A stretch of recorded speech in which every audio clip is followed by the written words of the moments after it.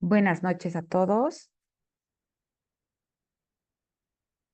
Vamos a iniciar con esta conferencia que nos va a permitir repasar un poquito, para algunos un repaso de lo que es la redacción de artículos científicos y para otros de repente algo de novedoso que va a tener esta conferencia, ¿no? Como ustedes saben, mi nombre es Ingrid Orlandini. Es un gusto para mí compartir información con ustedes que les pueda servir para que ustedes puedan redactar sus artículos científicos. Voy a, eh, voy a compartir mi pantalla.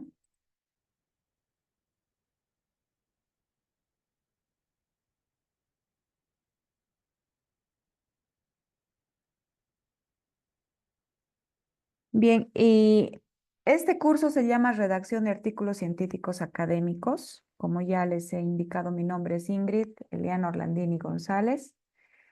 Lo que vamos a hacer ahora es tener una metodología más de diálogo que de una clase magistral, donde les voy a pedir que cualquier pregunta, consulta, sugerencia o cualquier requerimiento de ustedes lo pongan en el chat para que podamos no interrumpir el audio de la clase, ¿no? He cortado mi cámara para que sea más fluida también la imagen que ustedes vean. Bien, vamos a empezar por lo más básico, ¿no? Lo que es el contenido del taller, que es la escritura académica y las pautas generales de redacción, que es la parte más básica. Luego estaríamos entrando a lo que es la estructura general y básica de los artículos científicos, los requisitos solicitados por las revistas para la publicación y vamos a terminar con una parte de búsqueda de revistas en Scopus para poder publicar.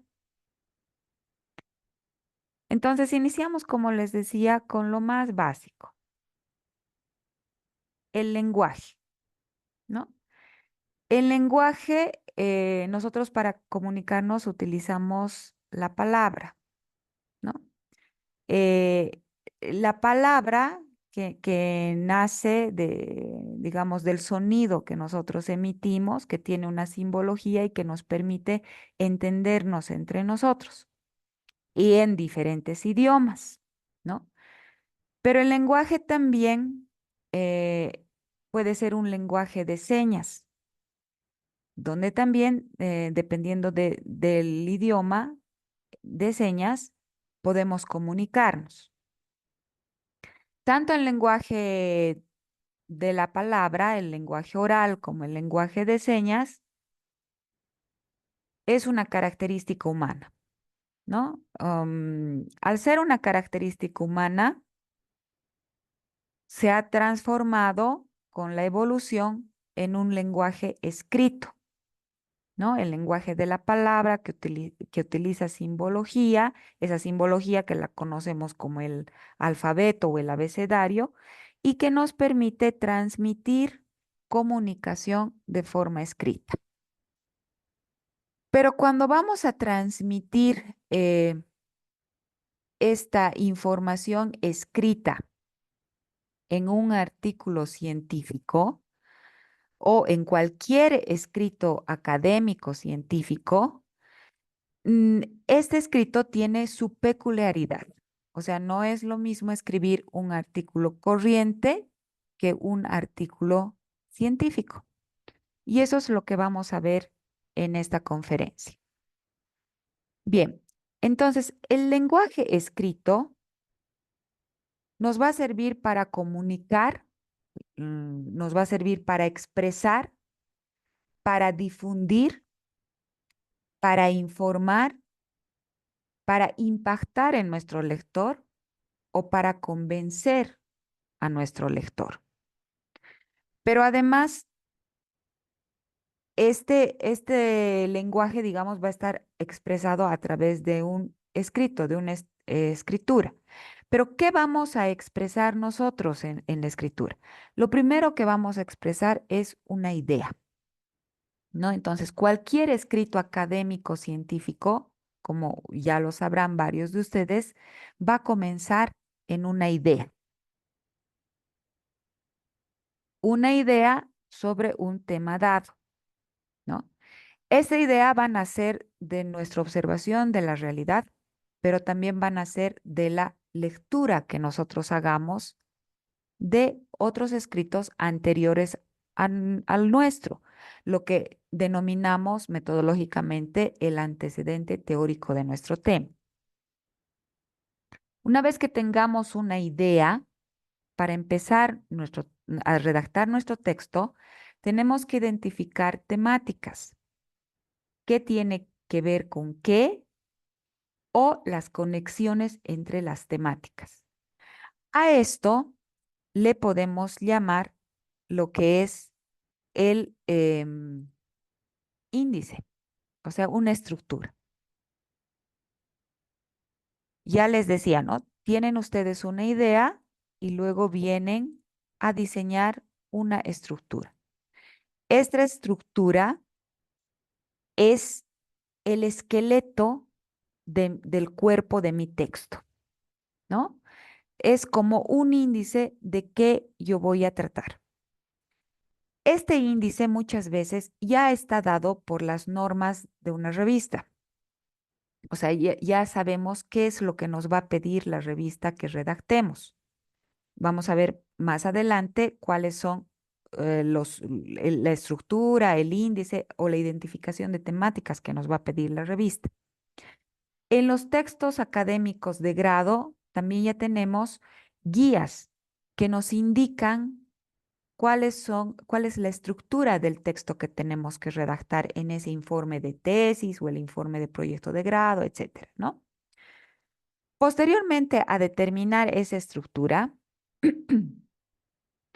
lo que debemos hacer dentro de cada acápite, dentro de cada sección de la estructura, es una jerarquización de ideas. ¿Cuál va a ser el orden lógico? ¿Qué es más importante? ¿De qué es más importante hablar? Después, ¿cómo vamos a conectar lo que hemos hablado anteriormente con lo que viene a futuro, a redactarse a futuro, dentro de esa estructura? Y la regla básica de redacción que debemos seguir es precisamente esta, ¿no? La idea principal, idea secundaria, texto complementario. Entonces, cada párrafo que nosotros escribamos tiene que tener una idea y es mejor que escribamos una idea, un párrafo, una idea, un párrafo, ¿no? Pero esta idea principal tiene que estar también como que solventada por la idea secundaria y además tener texto complementario. Una vez que hacemos esto, el otro aspecto importante es determinar la hilación, la continuidad que va a haber en mi texto, ¿no? Esa secuencia de pasar de una u otra a otra idea, pero con elegancia, con naturalidad, utilizando palabras de enlace, ¿ya? Muchas veces redactamos un párrafo con una idea que está bien estructurado, pero enseguida, sin tener un puente que nos lleve al siguiente párrafo, lanzamos para el lector otra idea totalmente diferente. O sea, nos vamos de extremo a extremo y dejamos un poquito mareado al lector, ¿no? Entonces, para ello necesitamos un puente que nos permita cruzar de un párrafo a otro párrafo.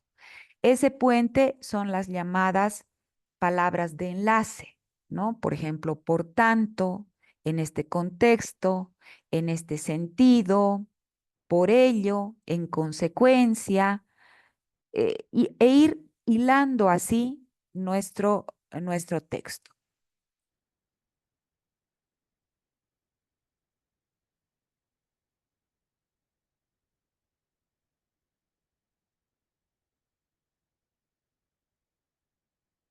Una vez que tengamos hilado todo, entonces nuestro texto se va a hacer como una unidad, un todo que empieza y que concluye, y que tiene introducción, desarrollo y conclusión. Es decir, que cada párrafo tiene que tener esta regla básica. Además de las ideas principales, secundarias, el texto complementario, tiene que tener una introducción, tiene que desarrollar la idea y tiene que concluir en algo para luego enlazar al otro párrafo, ¿ya? Ahora, con esto no les estoy queriendo decir que cada párrafo tenga el subtítulo, introducción, desarrollo, no, sino es la forma de estructura de orden del párrafo. Pero al mismo tiempo, todo el texto tiene que también tener este orden. Tiene que introducir al lector, tiene que desarrollar la idea principal y tiene que concluir, ¿no? Yo les he preparado este texto que dice, a finales del siglo XV, en el año 1492, el navegante genovés don Cristóbal Colón salió con 3 flamantes carabelas rumbo al oeste, en el afán de encontrar las Indias, lo que probaría que la Tierra era redonda. Acabó descubriendo un nuevo continente que se iba a llamar América, poblado por indígenas a los que llamaron indios, y lleno de riquezas que beneficiaría a la corona española durante siglos.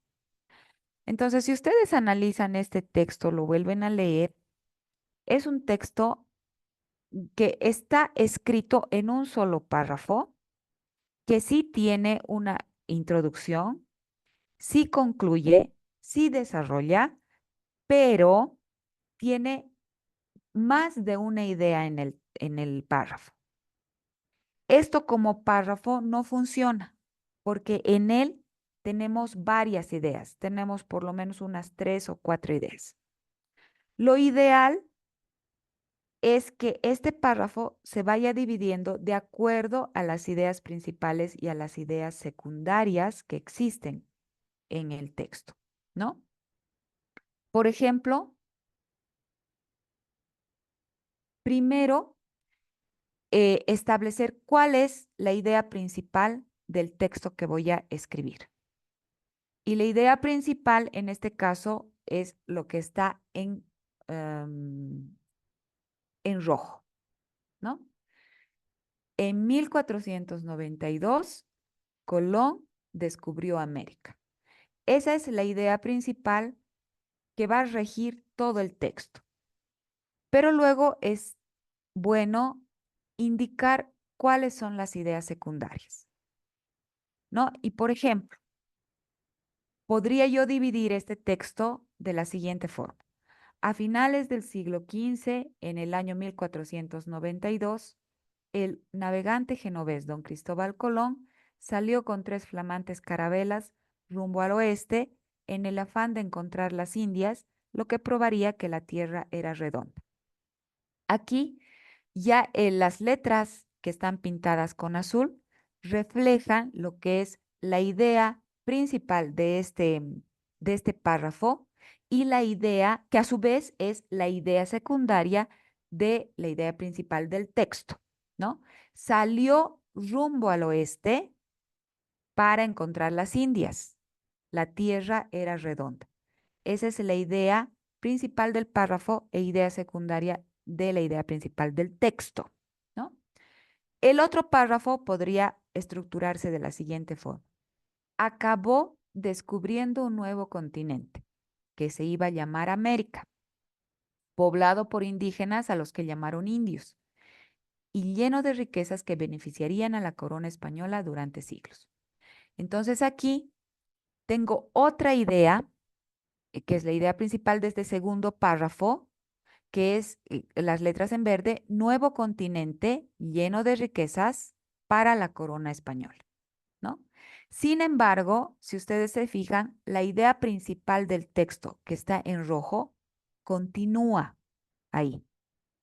Solamente que mi redacción, si se quiere, se ha hecho mucho más grande. Ya no tengo solamente un párrafo grande sin sintaxis, sino tengo dos párrafos, cada uno que habla de su propia idea, ¿no? Y en realidad esto es redactar. Muchas veces cuando iniciamos este proceso de la redacción, no tenemos, tenemos sí la idea de lo que vamos a escribir, pero se nos acaban las palabras cuando estamos tecleando, ¿no? Y decimos, es que no sé qué más voy a redactar, qué más voy a poner. ¿Por qué?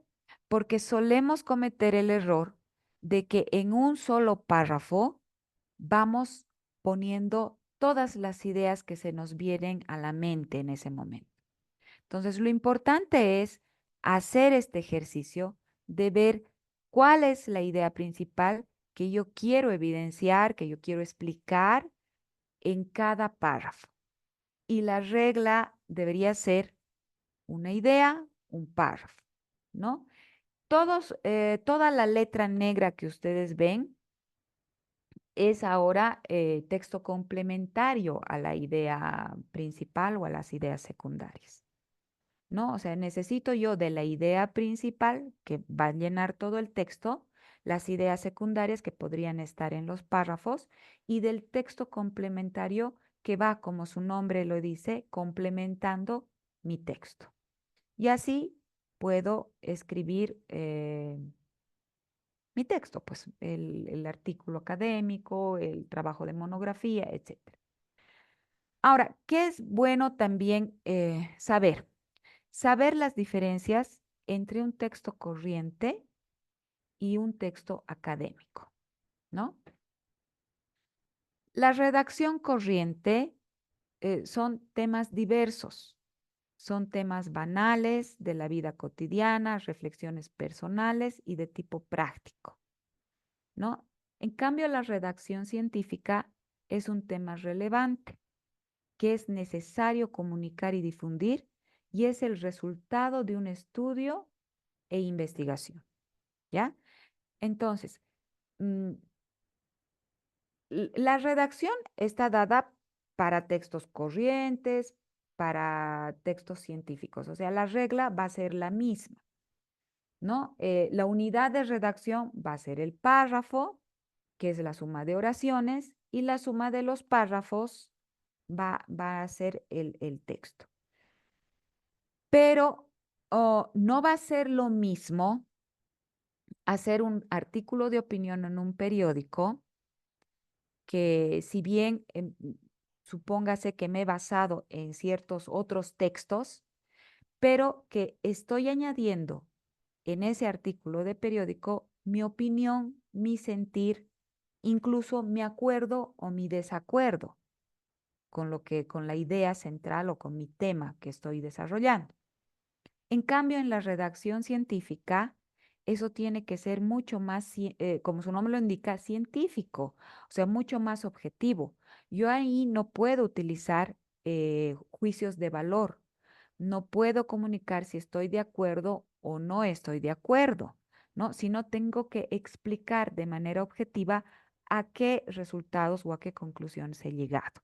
Entonces, generalmente es un resultado de una investigación. Ahora, en la redacción corriente eh, tenemos muchas formas, extensiones variadas dependiendo de la intención de comunicación o del tema, ¿no?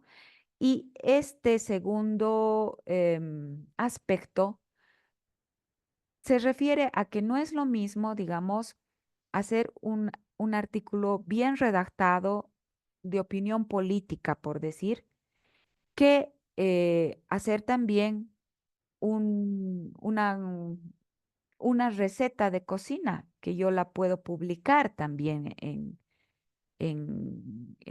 una revista de variedad, ¿no? O una crítica a cierto evento social o una crítica a cierta forma de pensar, etcétera. No es lo mismo. En cambio, en la redacción científica hay formatos predefinidos, ¿ya? Esos formatos predefinidos en los artículos científicos son las normas de las revistas. En los textos académicos son las guías de elaboración de tesis, de proyectos de grado, etcétera, ¿no? Dentro de esos formatos predefinidos tenemos estructura y orden que tenemos que seguir además al pie de la letra. No estamos en nuestro libre albedrío, como podríamos estar si nosotros, digamos, escribimos en Correo del Sur, en una separata, etcétera, ¿no? Eh, También es importante indicar el destinatario. En la redacción corriente, el destinatario es cualquier persona que nos va a leer. En la redacción científica, el destinatario es especializado porque nos va a leer algún científico, algún investigador, algún docente, algún estudiante de nuestra área, del área en la que estamos nosotros escribiendo, ¿no? También esta redacción científica va a ser sometida a pares que nos van a revisar o si no, que nos van a leer, ¿no? Eso es, en la redacción corriente, nuestro texto no está sometido a nada. Tal vez a la crítica común, popular, tal vez, ¿no? Pero no a cierto rigor de revisión que la redacción científica tiene. Y bueno, la redacción científica va a estar, digamos, dirigida a una comunidad intelectual. Otros aspectos que diferencian a la redacción corriente de la científica es que la redacción corriente se puede referir a cualquier tema y que interviene la subjetividad. O sea, a mí me gusta escribir sobre cocina. A mí me gusta escribir sobre cocina, ¿no? Personalmente. O sea, tengo recetas, les he puesto incluso nombres a las recetas. Algún día me he propuesto hacer un pequeño texto o una pequeña publicación sobre mis recetas de cocina, que son recetas de mi familia, de años anteriores, etcétera, ¿no? Y algunos experimentos que tengo. Eso es redacción netamente corriente. En cambio, la redacción científica es referida a la realidad que se quiere comunicar de manera objetiva, ¿no? Ahora aquí, en la redacción científica, cuando les digo referente a la realidad, tenemos que estar también conscientes qué tipo de paradigma respecto a la realidad nosotros vamos a escribir en nuestra redacción científica, ¿no? De repente vamos a escribir en el paradigma positivista, entonces ahí tenemos que explicar la realidad. O de repente escribimos bajo el paradigma hermenéutico. Ahí tenemos que interpretar la realidad, ¿no? Y de acuerdo a ello, también buscaremos una revista que sea un poco más cualitativa o una revista que sea miscelánea o una que sea más cuantitativa. Eso también tenemos que, digamos, decidirnos cuando vamos a redactar en el campo científico. Y el último aspecto que les he puesto que diferencia estos dos formas de redactar es que la redacción corriente puede tener sentidos implícitos, sobreentendidos, guiños al lector, ¿no? O sea, puede añadir juicios de valor, puede añadir querencias, ¿no? O sea, yo estoy muy de acuerdo con esta política, etcétera, etcétera. Bueno, tal como son los textos que nosotros leemos en los periódicos, en las revistas de misceláneas, etcétera, ¿no? Pero la redacción científica todo lo que se quiere decir se debe decir clara y directamente. Y aquí yo añadiría, además de decirse clara y directamente, tiene que estar fundamentado en alguna teoría o en alguna referencia bibliográfica que me permita argumentar lo que yo estoy pensando y que no se entienda que solamente es de mi opinión, ¿no? Eso es fundamental a la hora de redactar el texto académico. Esta diferenciación que se hace entre la redacción corriente y la científica la he sacado de los apuntes de la profesora María Teresa Lema Garrett. Bien, sistematizando todo lo que les he dicho, en el campo académico, el destinatario es un científico, es un especialista. Por tanto, si nuestro destinatario es la comunidad científica, lo que nosotros tenemos que hacer es delimitar claramente el tema a la hora de escribir nuestro artículo. Porque si esto no está bien delimitado, corremos el riesgo de que cuando mandemos a la revista, eh, el primer filtro es el editor y no los devuelva, ¿no? Entonces tenemos que aclarar bien el tema. Ahora, algo que es importante en esto del tema es que debemos como que explorar el tema que estamos pensando escribir para que este tema no esté muy atrás en lo que son las publicaciones, atrás en el tiempo, les quiero decir. Es decir, a mí me gusta, digamos, escribir sobre emprendedurismo, ¿no? Y les estoy hablando un ejemplo real. Me encanta escribir sobre emprendedurismo. Pero si yo me fijo, todo lo que ya se ha sacado sobre emprendedurismo ya se ha sacado hace más de 10 años, o sea, ya no está de moda, por decir algo, ¿no? Entonces, difícilmente, si yo escribo ahora sobre emprendedurismo hacia secas, sin ninguna novedad, difícilmente una revista me va a querer publicar, ¿no? Entonces, lo que primero tenemos que hacer es enterarnos de qué tema se están publicando en las revistas. Luego, el lenguaje que debe ser regulado, debe ser adecuado al público, debe estructurarse el contenido, debemos tener párrafos bien construidos con las reglas que les he mencionado al principio de esta conferencia. El lenguaje debe ser conciso y sobre todo correcto en su redacción, sintaxis, enlaces, vocabulario, etc. ¿Qué debe haber? Debe haber una coherencia en el orden de las ideas, una secuencia lógica, una expresión correcta.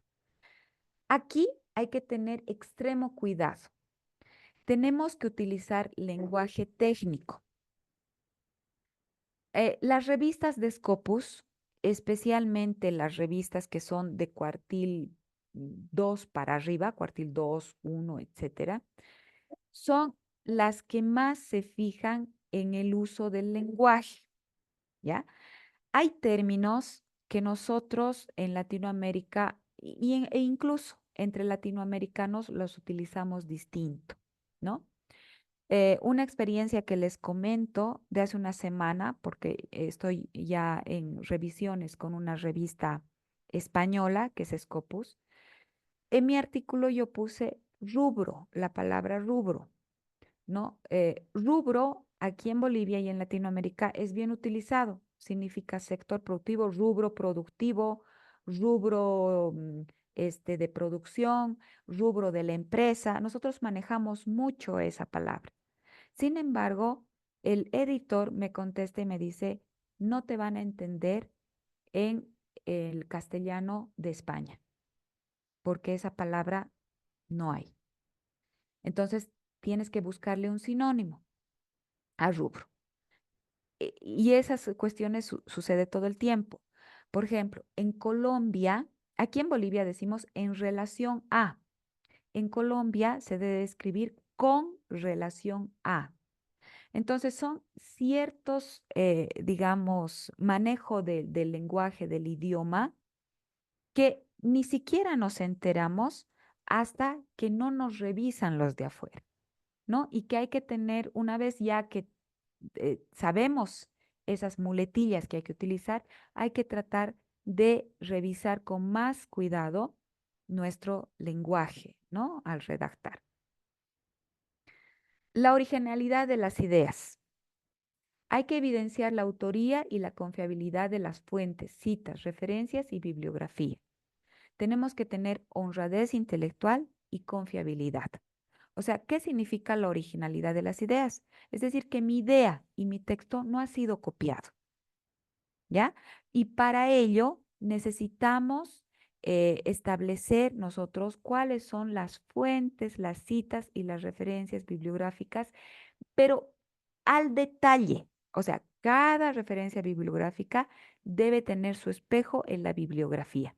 Y todo lo que esté en la bibliografía debe estar con una citación en el texto, ¿no?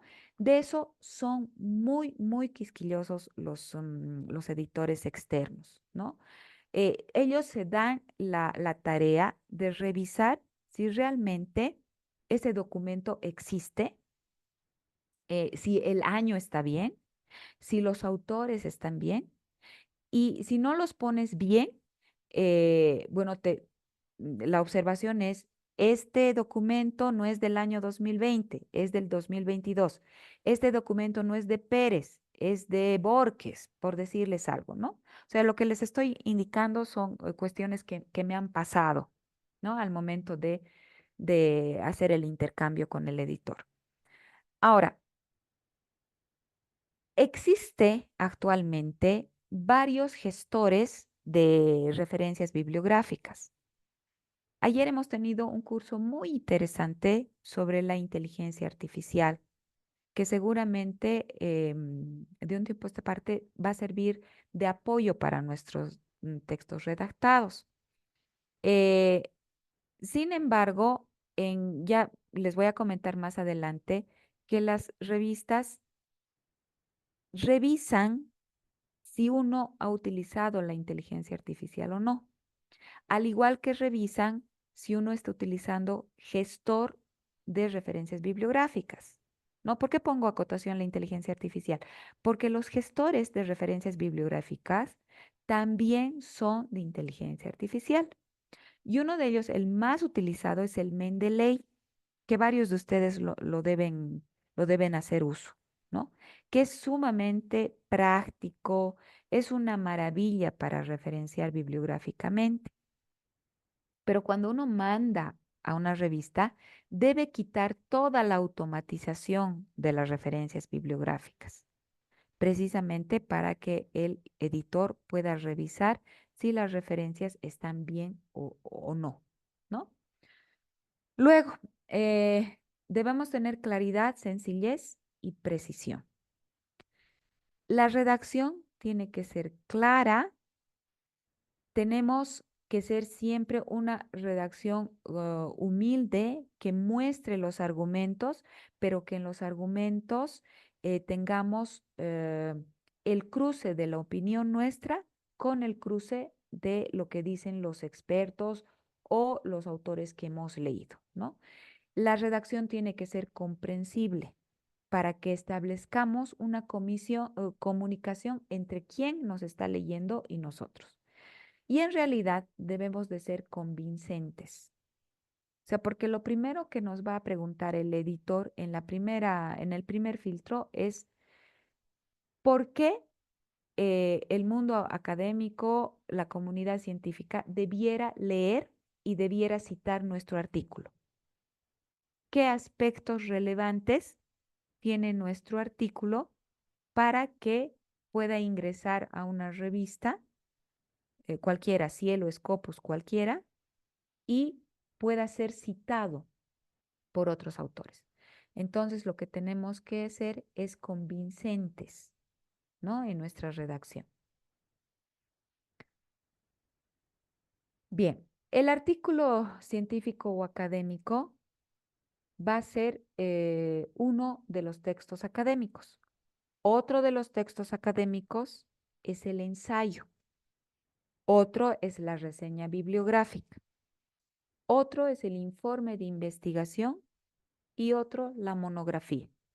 Aunque este último, la monografía, puede entrar también como informe de investigación, ¿no? En realidad, esto que están viendo ustedes en la diapositiva es como una síntesis de cuáles son los textos académicos y científicos que deben seguir las reglas que les he comentado anteriormente, ¿no? De lo que vamos a fijarnos hoy es de lo que son los artículos científicos o académicos que pueden estar en revistas Cielo, en revistas Redalic, Dialnet, Latindex, Scopus o mm, Voz, esto es, el Voz es Science, Web of Science, en la Web of Science. Ahora, lo que también, yo sé que, digamos, escribir en Scopus es lo mejor, ¿no? Y escribir en Web of Science es mejor que escribir en Scopus. Pero no tenemos que descartar nunca el escribir en Cielo, Redalic, Dialnex o Latindex, ¿no? Primero creo que las revistas son Cielo, que también están, digamos, en la base Cielo están también las de Redalic, o sea, van compartiendo, ¿no? Dialnex y Latindex. Scopus ya es un poco más de una mayor calidad y Web of Science es de mucha más calidad. Si uno ya ha pasado por, por artículos en Cielo, Redalic, yo creo que ya está listo para escribir en Scopus, ¿no? Y si uno ya ha pasado en Scopus, ya puede escribir en Web of Science. Incluso a mi juicio y por comentarios bueno, de otros doctores extranjeros, Web of Science y Scopus están más o menos al mismo nivel. Solo que aquí nosotros no tenemos mucho acceso a Web of Science por el idioma, ¿no? Porque piden mucho más redacción en inglés. Y el Scopus es lo que ahora está también para nosotros más accesible, pero en revistas todavía latinoamericanas y españolas, porque las demás revistas nos piden artículos en inglés. Y ya les voy a comentar cómo nos va con el idioma, ¿no? Otros artículos académicos y científicos son los ensayos, especialmente los ensayos investigativos, las reseñas bibliográficas, que en algunas revistas, no en todas, he visto que sí pueden hacer llamados a reseñas bibliográficas. Los informes de investigación, nuestras tesis de maestría, de doctorado, de postdoctorado, los proyectos de investigación para congresos, para encuentros, etcétera, y las monografías. Aquí les he puesto por sus, ay, no me deja ver por sus publicaciones los conocerás, ¿no? Es una emulación de un dicho de la Biblia, y es verdad, ¿no? No interesa cuántos títulos tengamos, no va a interesar al mundo académico cuántas investigaciones hayamos hecho, pero las hayamos guardado en nuestro escritorio o en nuestros computadores. Lo que sí le va a interesar a la comunidad científica es que nuestras publicaciones se difundan, ¿no? Y la única manera de difundirlas es publicándolas, ¿no? Y la forma más rápida de hacer investigación es elaborar artículos científicos. A diferencia de hace unos 10 años, y eso, eh, la, el proceso investigativo actualmente es mucho más ágil, ¿no? Hay diferentes softwares que contienen nuestros procesos investigativos. La información se ha vuelto mucho más global. Tenemos dispositivos como nuestros celulares, nuestras tablets, nuestros computadores, que hacen que la información esté al minuto con nosotros. O sea, el Internet ha sido el boom de lo que es, digamos, la información y la globalización, ¿no? De datos, de todo, de realidades incluso, ¿no? Y con la pandemia, esto todavía se ha ido agilizando más porque se han empezado a hacer comunidades de internautas científicos que permiten establecer, digamos, sinergias para poder redactar artículos científicos.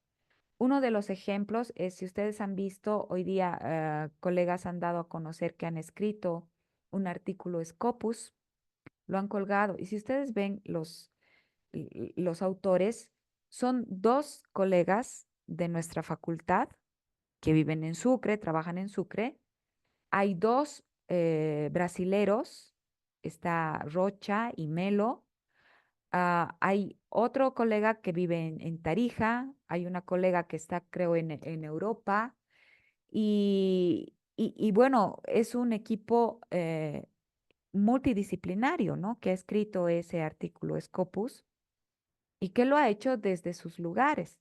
Entonces, eso nos pone en situación de que no es difícil ahora elaborar procesos científicos que sean ágiles, que donde convergen distintos profesionales y que si ustedes, bueno, tienen la oportunidad de abrir el artículo, seguramente el artículo no es más de 20 páginas.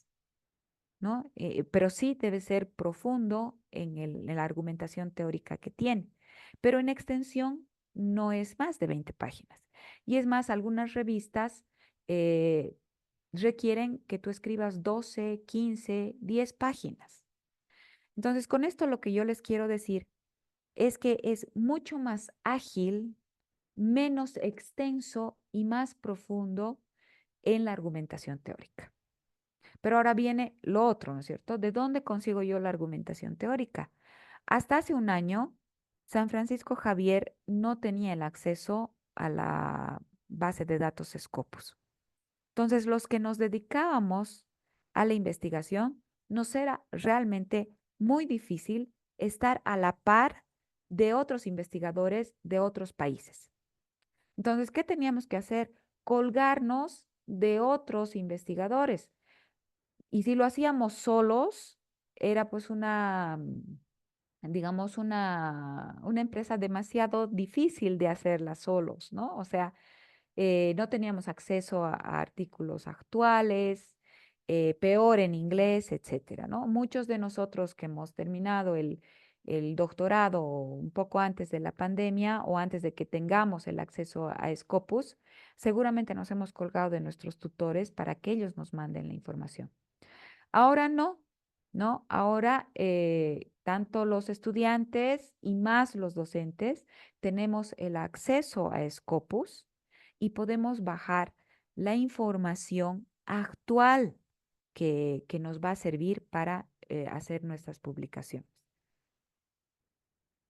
Bien, y en este, digamos, en este proceso de escribir artículos científicos, ¿cómo sería el artículo ideal? ¿No?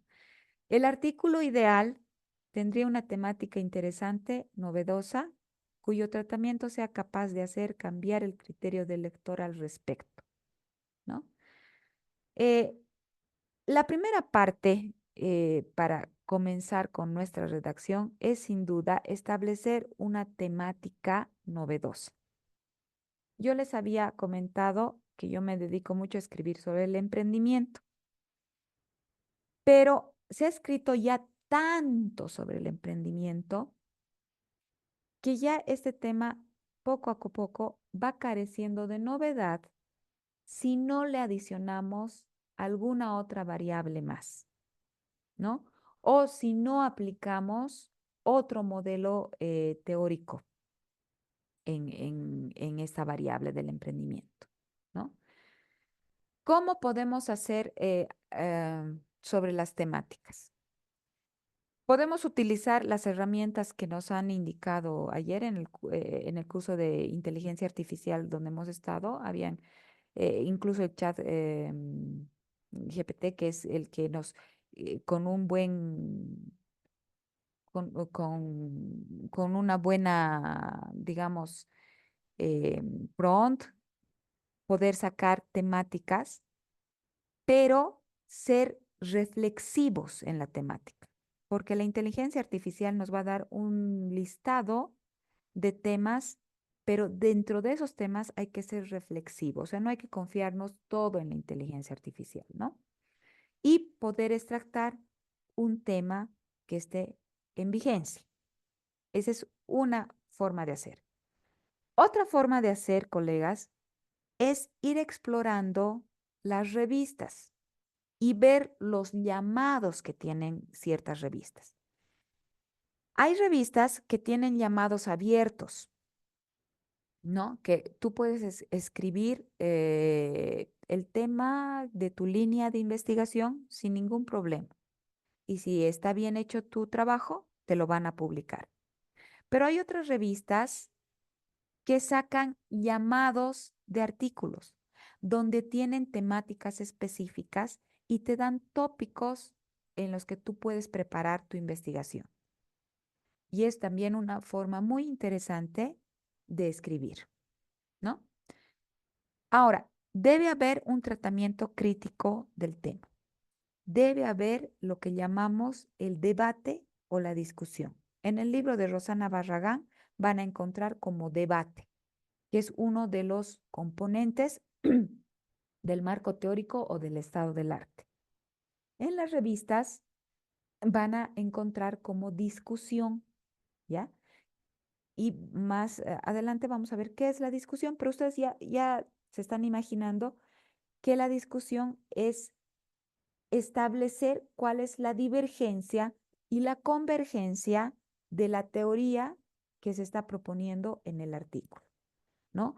¿Qué autores llegan a similares conclusiones con mi trabajo? ¿Qué autores diferencian sus resultados respecto a mi trabajo? ¿Cómo encaja mi trabajo en la teoría que actualmente está vigente?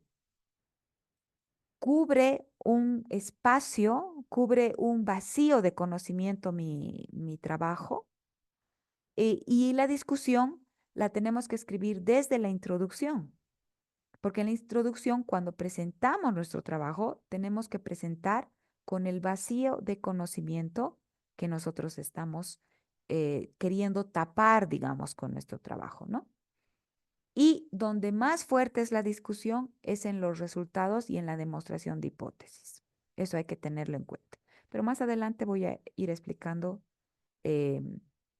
con mayor amplitud este aspecto. Hay que tener un título llamativo que aluda al tema, pero que al mismo tiempo sea como un reto al lector o un guiño. Estamos acostumbrados por nuestras guías de modalidades de que le decimos al estudiante, ¿no? El título tiene que tener que el lugar, que la fecha, que no sé qué cosa, ¿no? En algunas revistas, los pares que les evalúen sí les van a pedir algo específico sobre el título. Pero en la mayoría de las revistas, el título tiene que ser claro. A veces, en la mayoría, no entra, digamos, el rango de tiempo, porque el rango de tiempo va a estar explicado en la metodología y en el contexto del trabajo, ¿no? No en el título. Si es un título muy largo, te van a observar, te van a indicar que vayas bajándole palabras al título, ¿no? Tiene que tener un buen abstract o resumen. Eh, el resumen tiene que identificar claramente cada una de las partes del artículo.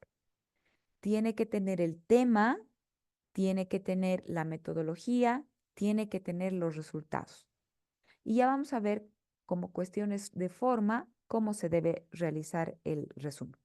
Y debe tener un inicio atractivo, ¿no? Comenzar la primera frase de la introducción debe ser atractiva y contundente, ¿no?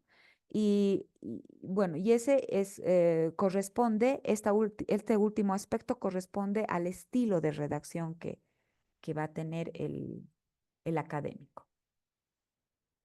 Una buena estructura en la que el lector sienta que se ha planteado una problemática a la que el artículo intentará responder. ¿Dónde pongo la problemática? La problemática la tengo que expresar en el acápite de introducción. No cometan el error de poner un subtítulo problemática, un subtítulo objetivo. No. Toda la presentación del tema, incluida la problemática, pregunta de investigación, propósito u objetivo del artículo, debe estar en la primera parte, que es introductoria. Tiene que haber un lenguaje claro y tiene que haber referencias bibliográficas actuales y en idioma extranjero. La estructura genérica del artículo es esta: la introducción, métodos, resultados y discusión y conclusiones. ¿Ya? Ahora, fíjense aquí algo que es clave. No hay marco teórico, ni fundamento teórico, ni revisión bibliográfica. En la estructura no hay, porque el editor está suponiendo que nosotros sabemos que en la introducción se va a incluir lo que es el marco teórico, que sí se puede poner en algunas revistas el subtítulo que diga marco teórico, fundamento, revisión de la literatura, etc. En algunas sí se nos permite. En otras no se nos permite hacer eso. Si yo quiero, aparte de los conceptos que estoy introduciendo en la introducción, de las relaciones que estoy poniendo en la introducción, quiero poner otra, otra cosa más, puedo poner bajo el título de otros antecedentes teóricos. ¿No? Hay una revista, la revista Formación Universitaria y la revista Información Tecnológica, que en sus normas exigen que esto sea así, que es una revista, Información Tecnológica es una revista muy cuantitativa. Por tanto, el marco teórico en sus normas indica que ya está en introducción, ¿no? Luego vendrían los métodos, ¿no? Donde uno va a detallar cuestiones específicas de la metodología empleada. No cometan el error de establecer con conceptualización los métodos que se han utilizado. Por ejemplo, el método analítico, que es esto que sirve, y colocando subtítulos. No, porque ustedes tienen que pensar que el público que va a leer ya sabe eso. Lo que al público le va a interesar es, por ejemplo, la confiabilidad del instrumento, la escala que estamos utilizando, la muestra que estamos usando, el procedimiento de recojo de la información, las cuestiones éticas que estamos utilizando.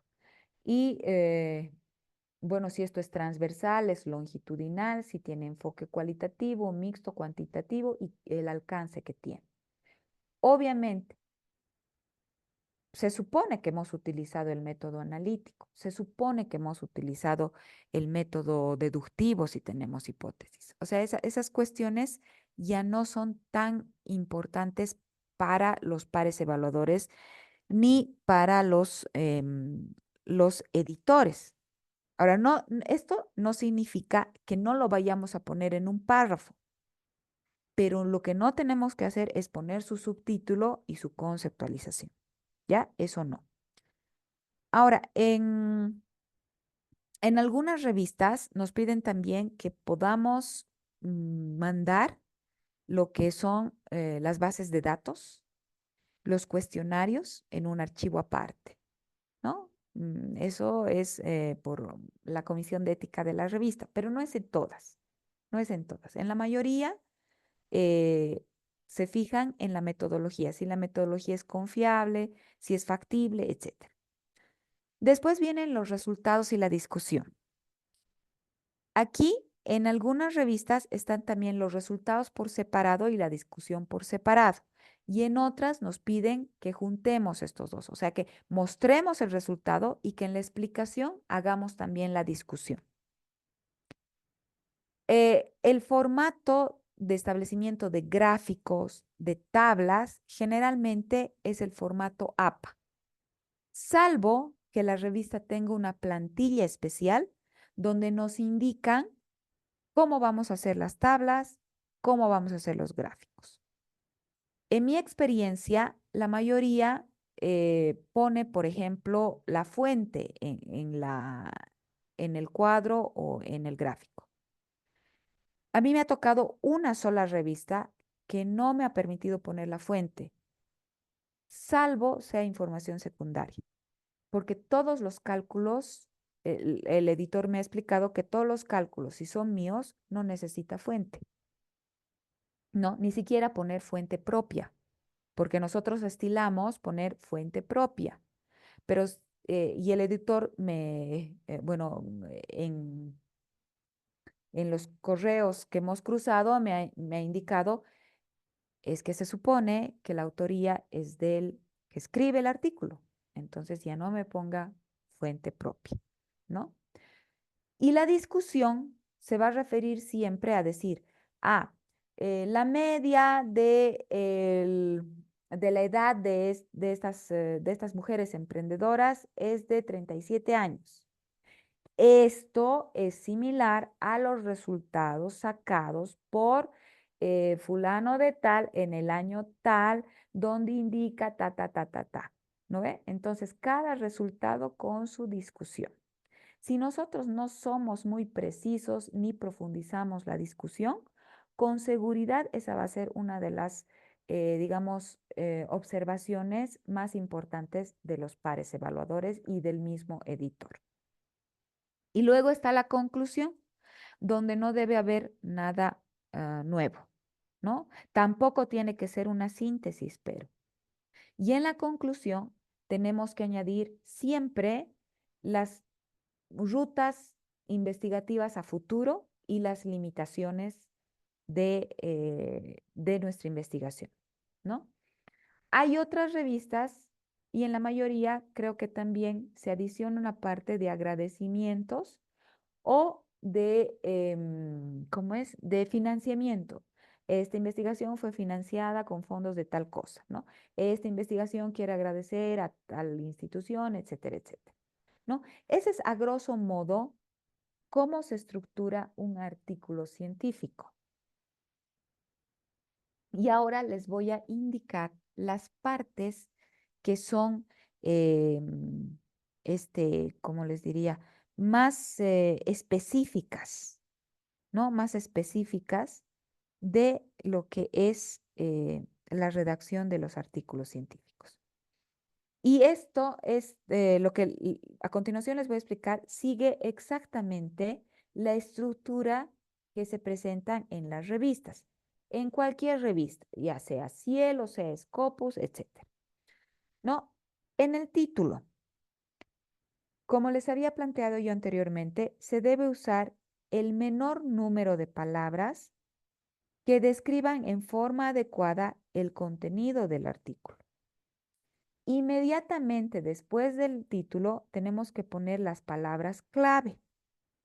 Estas palabras clave tienen su razón de ser y la razón de ser de estas palabras es que nos tienen que permitir buscar en la bibliografía el enlace al internet de las palabras. Algunas revistas te piden que saques los códigos GEL, que son unos códigos en nuestra área, hay en todas las áreas, ¿no? En medicinas, sociales, etcétera. Y en nuestra área también tiene unos ciertos números y que tú codifiques esos códigos para que sea más fácil que cuando entre al buscador tu artículo, ya sea base de datos Scopus, Cielo, en el Google académico, etcétera, sea fácil buscar tu artículo y salga, porque los lectores van a meter esa palabra. ¿No? No sé si me he hecho entender. pero esa es la razón de ser de la palabra clave. Entonces hay que tener mucho cuidado, hay que darle nomás su importancia a la palabra clave y reflexionar sobre qué palabras voy a meter como claves. Luego están los nombres de los autores.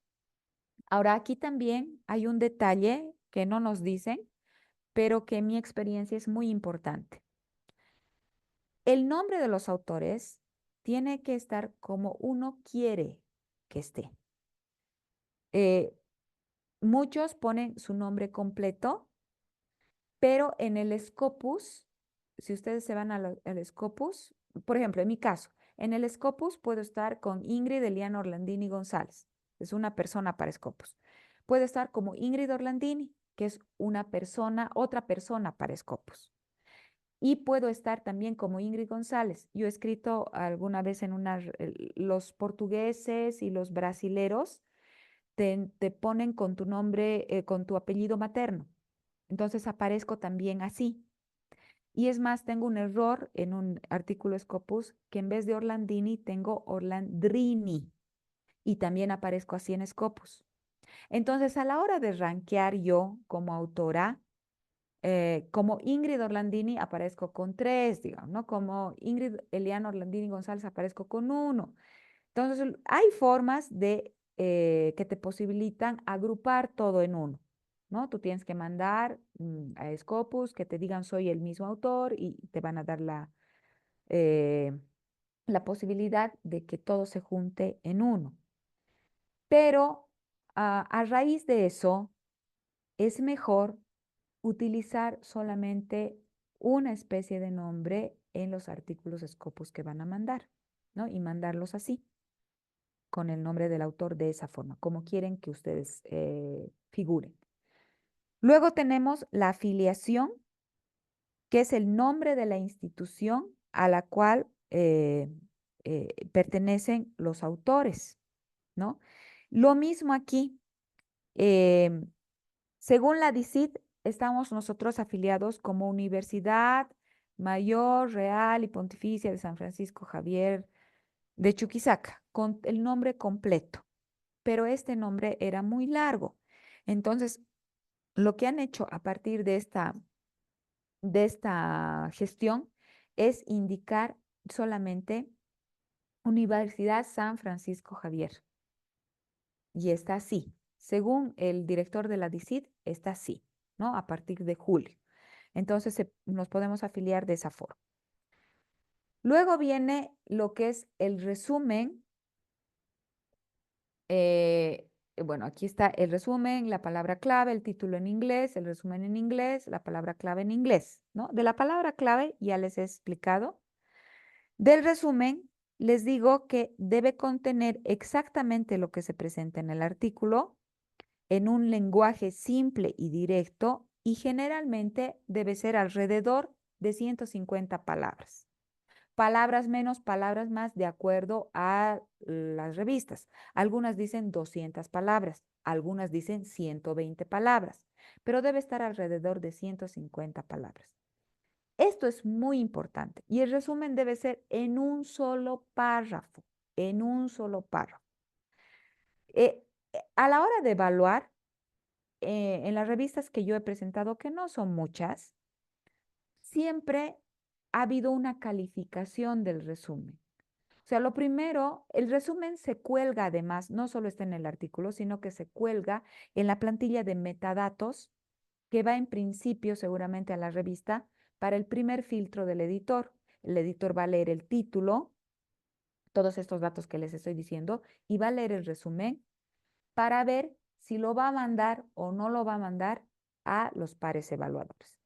Entonces hay que tener especial atención en elaborar un buen resumen que sea el reflejo de lo que es el trabajo, que se redacte en un solo párrafo y que tenga alrededor de 150 palabras, a lo mucho, ¿no? Luego viene la introducción, y aquí yo lo he casado con el fundamento teórico. Eso va a depender de la revista. Algunas, como ya les he explicado, les van a pedir una cápite nuevo como fundamento teórico y otras no. Pero la introducción tiene que dar los antecedentes necesarios que permitan ubicar al tema y el artículo en el contexto de la literatura del pasado y del presente, con citaciones. El marco teórico va a documentar entonces el trabajo con bases en la literatura pasada. Entonces aquí lo que uno tiene que hacer es un trabajo de co-citation y coupling, ¿no? Ver qué cosa se había investigado antes, o sea, el antecedente teórico, y ver qué se está investigando actualmente. Pero además, en la introducción, previo a esto, yo tengo que contextualizar mi tema, tengo que poner mi pregunta de investigación y tengo que poner el propósito de mi trabajo. Ahora aquí el propósito es igual al objetivo. Y en un artículo científico yo nunca he visto que pongan, digamos, objetivo general y objetivos específicos. Siempre ponen solamente un objetivo o un propósito. Después de ello, hay que tener todo el argumento teórico, que es lo que les estaba manifestando hace un momento, ¿no? ¿Qué es lo que se ha hecho antes? ¿Qué es lo que se está haciendo ahora? ¿Y qué vacío de investigación va a cubrir mi tema? La introducción generalmente cierra con un párrafo que señala cuál es la estructura o cuáles son las partecitas de mi artículo. Después de la introducción se pasa a la metodología.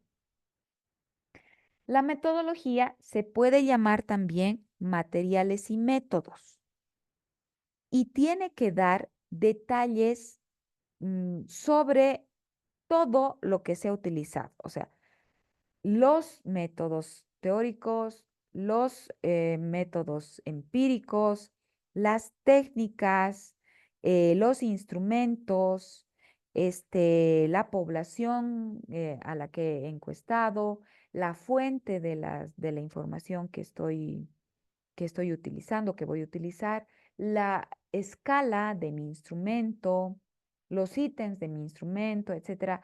Tiene que haber un detalle, pero sin establecer conceptualización, ¿no? Ni tener, podemos separar esta parte de metodología en subtítulos, pero por ejemplo decir identificación de la población de estudio, ¿no? Instrumento de información, confiabilidad del instrumento, validez del instrumento, etcétera. Hacerlo mucho más técnico. Luego tenemos los resultados y discusión. En esta parte se tiene que condensar en tablas y en gráficos de acuerdo a las normas de la revista y presentar todos los resultados numéricos, ¿no? En el caso de que el artículo sea cuantitativo. En el caso de que el artículo sea cualitativo, entonces tendrá su metodología propia y en los resultados se presentará todo el análisis, ¿no? De interpretación de datos cualitativos que se tenga. Los resultados, como les he dicho, tienen que estar siempre en relación a la literatura que hemos descrito aquí. Aquí hemos descrito una literatura del antecedente teórico de nuestro tema que debemos retomar aquí para establecer la discusión. Sí o sí, con referencia bibliográfica, etc. Luego tenemos las conclusiones. Aquí se debe concluir en forma directa y simple sobre lo encontrado, o sea, sobre los resultados de la investigación, pero no se deben presentar resultados nuevos ni discutir nada, porque ya se lo ha hecho en resultados y discusión, ¿ya?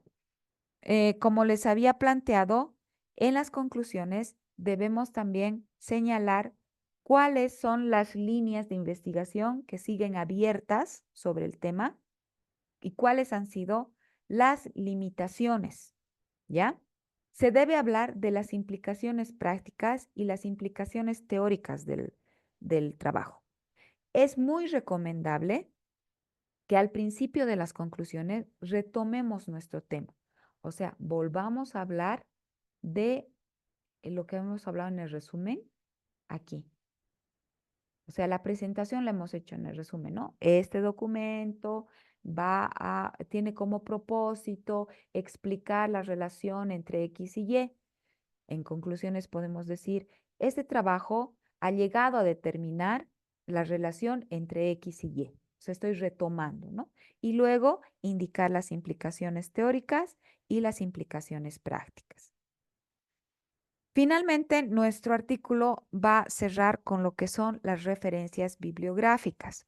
Las referencias bibliográficas tienen que hacerlas en formato APA. Estamos en la 7ª edición.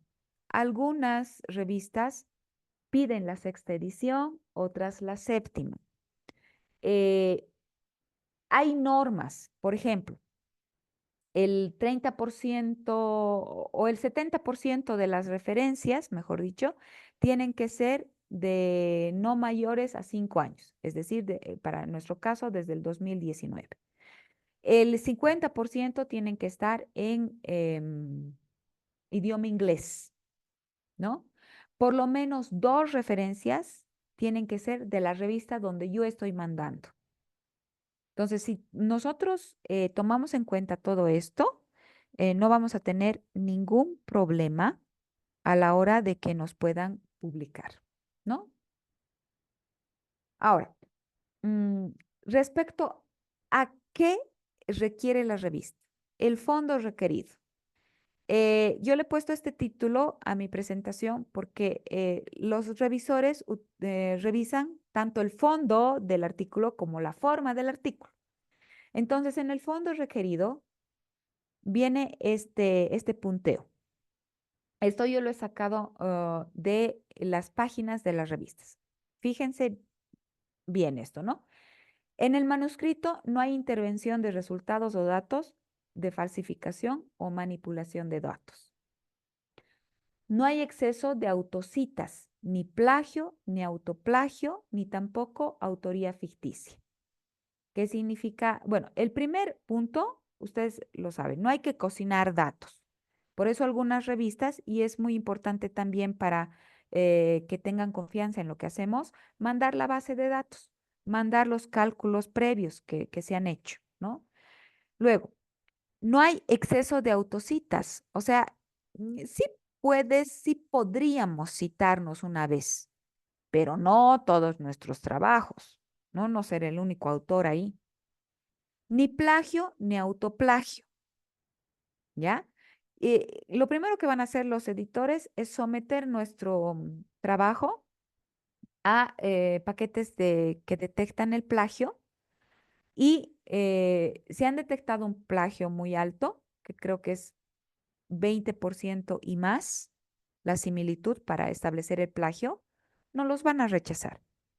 Si tiene menos de eso, seguramente nos van a devolver y nos van a decir, hay similitudes en estas partes, utilice sinónimos. Es lo que una vez a mí me pasó. Yo tenía un nivel de 5% de similitud, porque no se llama plagio, y el editor, ya para la versión final, antes de publicar, me sugirió que vaya yo arreglando esas cuestiones, ¿no? Luego, ni tampoco autoría ficticia. ¿Qué significa autoría ficticia? Que, por ejemplo, pucha, estoy en una revista de paga, es muy cara, mientras más autores seamos, mejor, así nos dividimos y es más, nos cuesta más barato, ¿no? Y aunque sea los que no han hecho ni siquiera una coma les pongo, pero porque me van a ayudar a pagar el artículo y eso no es nada ético, ¿no? No es nada ético. Luego, este manuscrito no constituye publicación duplicada, fragmentada o inflada. No escribir más de lo mismo. O sea, tendemos a escribir, tenemos líneas investigativas los que escribimos, ¿no es cierto? Entonces tendemos a sacar de nuestro tema otro tema más y otro tema más y otro tema más o inflar el que teníamos. Entonces eso no es correcto, ¿no? No, Esto es un checklist que como autor tú vas tiqueando, ¿no? Pero al momento de tiquear estás como haciendo una declaración jurada y que el editor en algunas revistas son tan quisquillosos que van averiguando, ¿no? Todo esto. No incluir material de terceros que estén sujetos a derechos de autor, figuras, tablas, fotos, ¿no? Todo tiene que ser propio. Puedes poner fuente propia con base en tal cosa, pero no tenemos que vaciar la figura completa o la tabla completa o la foto completa de algo que no es nuestro. Esto que es importante, que me parece que viene mucho a cotación, que es no hay uso directo de chatbot como ChatGTP u otros en la preparación del manuscrito. Esto es muy importante. Dice uso directo. Puede ser un uso indirecto, como nos explicaban ayer, ¿no? En la otra conferencia, pero un uso directo no está permitido. Y esto es recurrente en todas las revistas que yo he visitado. Y lo han puesto recién esta gestión. El año pasado no estaba, pero esta gestión sí ya está. No ha sido publicado ni está siendo considerado para publicación en otra revista. Es decir, yo no puedo mandar en mi mismo artículo a dos revistas al mismo tiempo. Por ética, tendré que esperar cuál es el veredicto de la primera revista para luego mandar a la otra, ¿no? Todos los autores contribuyeron en forma equitativa al trabajo y no hay autoría desmerecida. Ahora, en algunas revistas, ustedes también han debido ver que incluso indica qué funciones han tenido los autores. Dice, fulano de tal, recojo de información y análisis. Perengano, recojo de información y cálculo de los datos.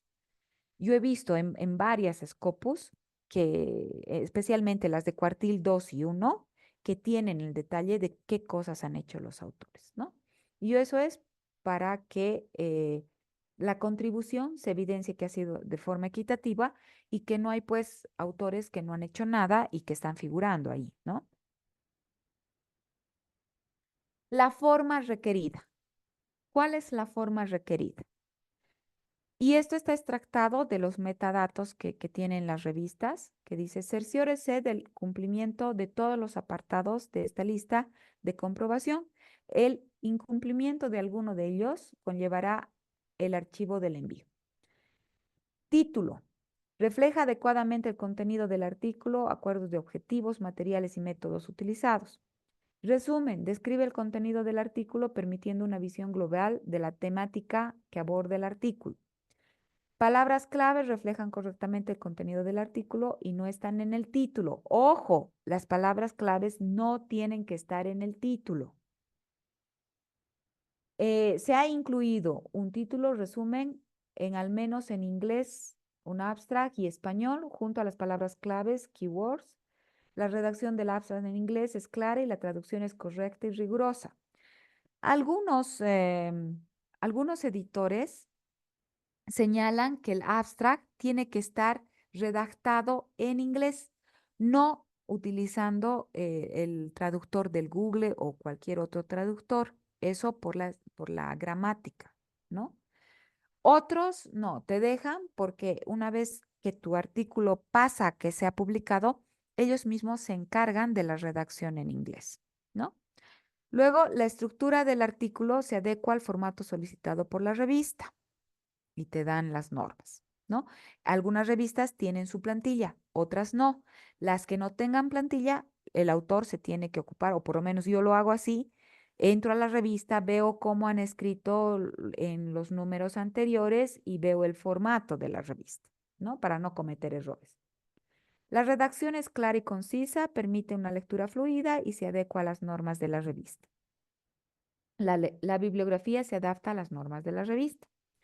El autor certifica que este trabajo no ha sido publicado ni se encuentra en vías de publicación en otra revista. El autor se responsabiliza del contenido y de haber contribuido a la realización del trabajo.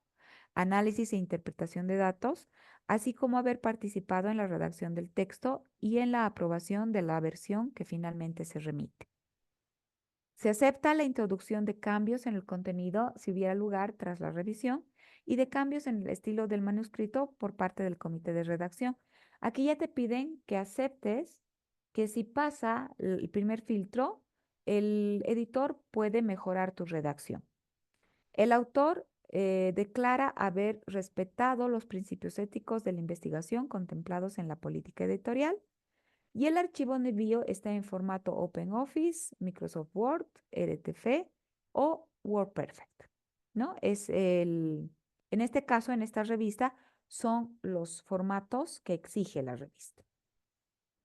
Cuando uno está mandando, todos estos, si lo has hecho, entonces los vas tiqueando en la plataforma de la revista y recién corre el subir tu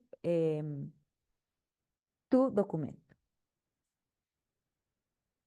Bueno, hay dos caminos. El primer camino es que el editor te dice, su artículo ha sido aceptado para pasar a la primera ronda de revisión. Y el otro camino es que te diga, gracias, siga participando, su artículo no ha sido aceptado por nuestra revista. Obviamente te lo dicen de manera muy diplomática, ¿no? Pero una de las causas por las que no te aceptan es no seguir las normas de la revista. Los autores novatos probablemente no lo saben y los experimentados lo olvidan, ¿no? Pero yo pienso que a todos nos ha pasado esto.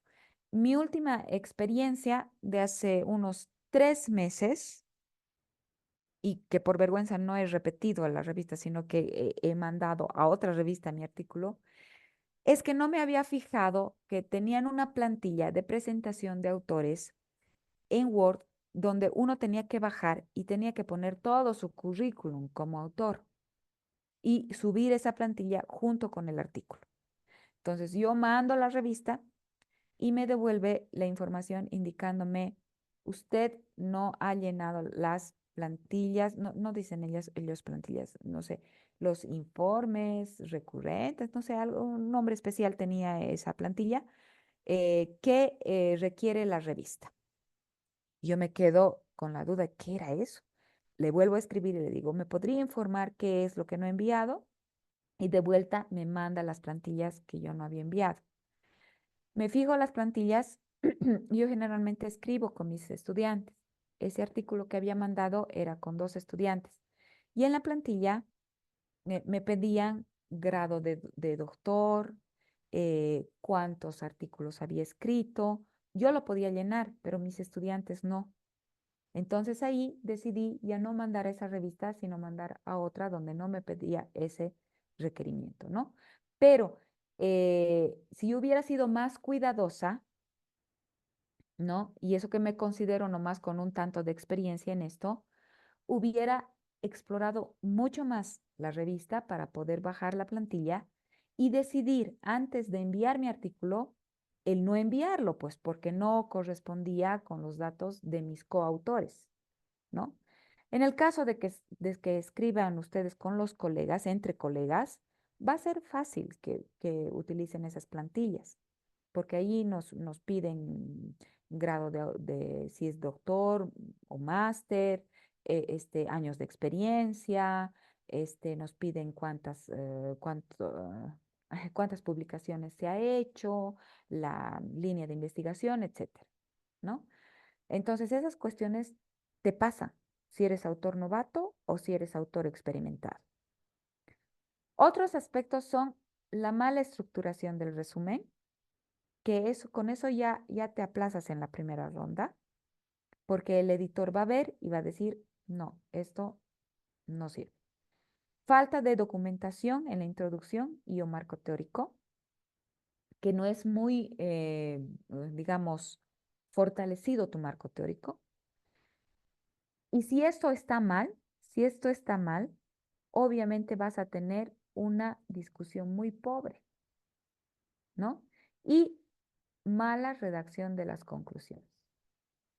Esas serían más o menos las, digamos, no se van a fijar tanto en el tema, salvo el tema sea demasiado específico, que quisiéramos hacer, no sé, pues un plan de negocios para una empresita de aquí de Sucre.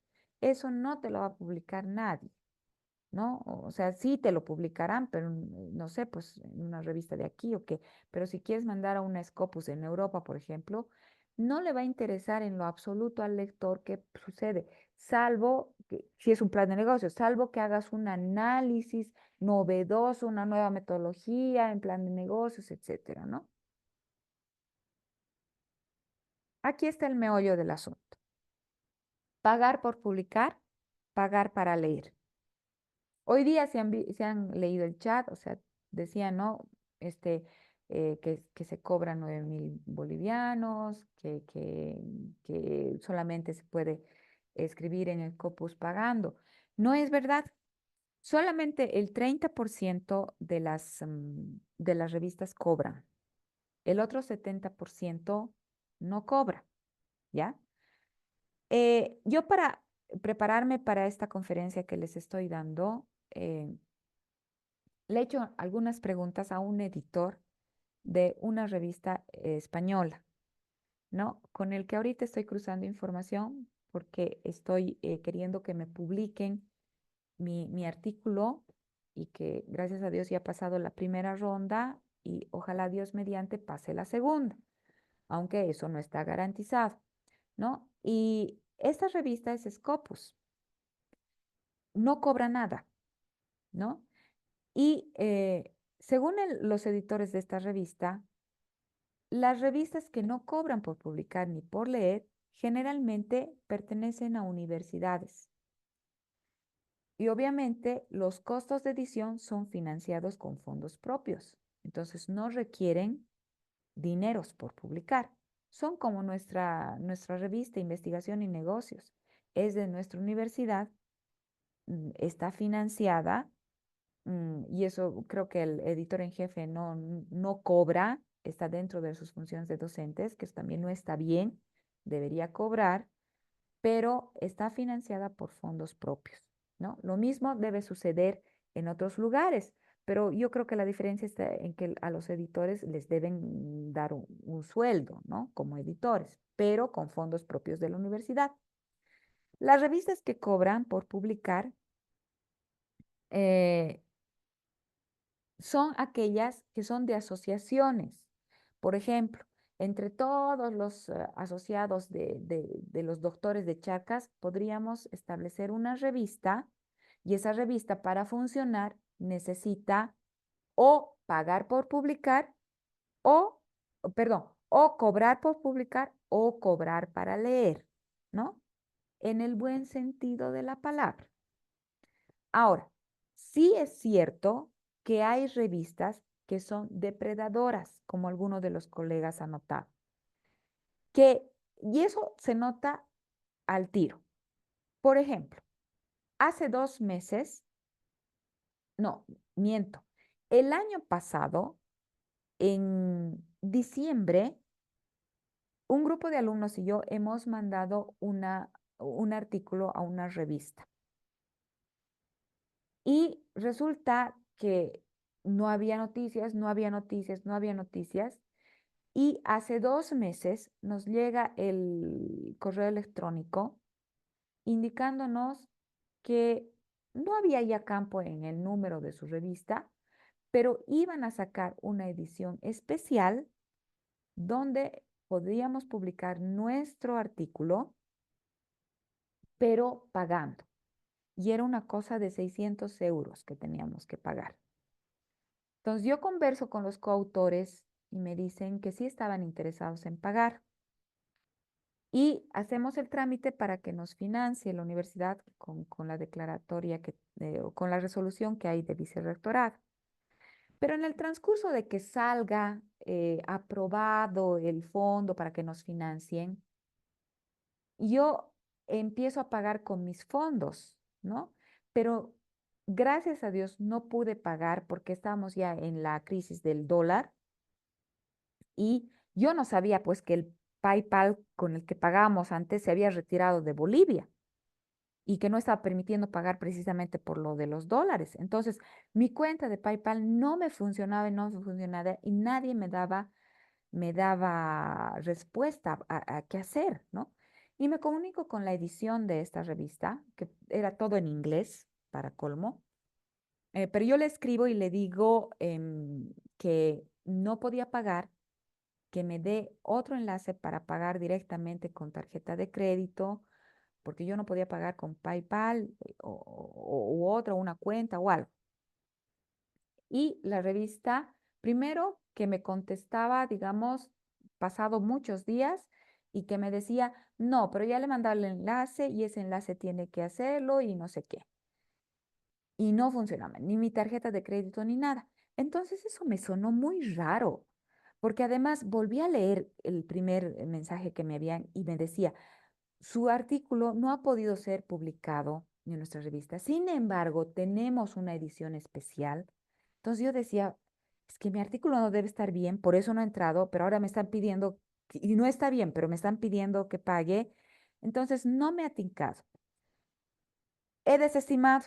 He hablado con decanato y les he dicho que no iba a mandar. He hablado con mis coautores que estaban muy emocionados por publicar, pero les he hecho entender que no me tincaba la revista, ¿no? Entonces hay que tener mucho cuidado. Y es verdad que hay revistas depredadoras, y uno, por la urgencia de publicar, imagínense que estuviéramos en un doctorado y no tendríamos ya tiempo para publicar como se debe, tenemos pues que pagar, ¿no? Un cierto monto.